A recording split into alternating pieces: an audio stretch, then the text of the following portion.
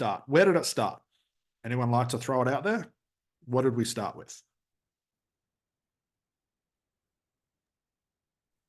What's your problem? What's your problem? Yeah.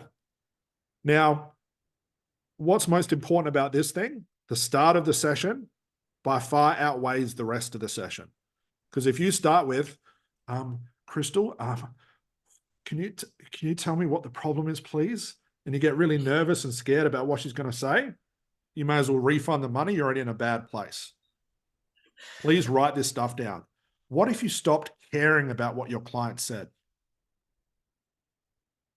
What if you stopped putting them in this love of light with a halo over their head, a blanket, a cup of coffee, cup of tea, or some soft drinks like Maya has in her office, which is a good setup? What if you just stopped caring? Would that be helpful for everybody? Or do you think that would do your client a disservice? Because we're supposed to care, right? What do you think?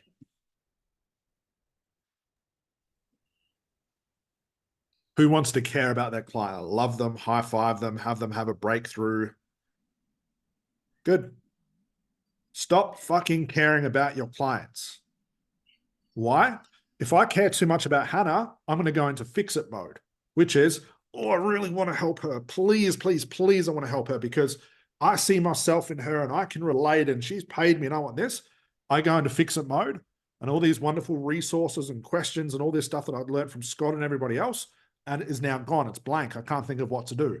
As soon as you go into fix-it mode, you'll now bypass any good things that are going to happen because now you're trying to control things. So when I say don't care, I literally mean don't care about your clients. Care enough to say, wow, I know this is going to go to a cool place. Don't know when or how, but it will. But if I care too much for my clients, I will butt in too much and the unconscious mind won't be able to do what it's supposed to do. Does that make sense? Which sort of leads into the question, should I work with friends and family? What if my client, the niche that I'm in, I'm too attached to it? We can talk about all that stuff in later sessions. But for now, what it does, it takes the pressure off you to perform. If you literally just say, all right, Bryn, what's the problem?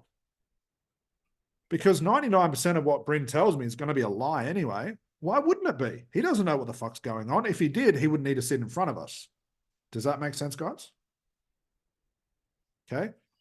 I'll come to your question in a moment, Maya.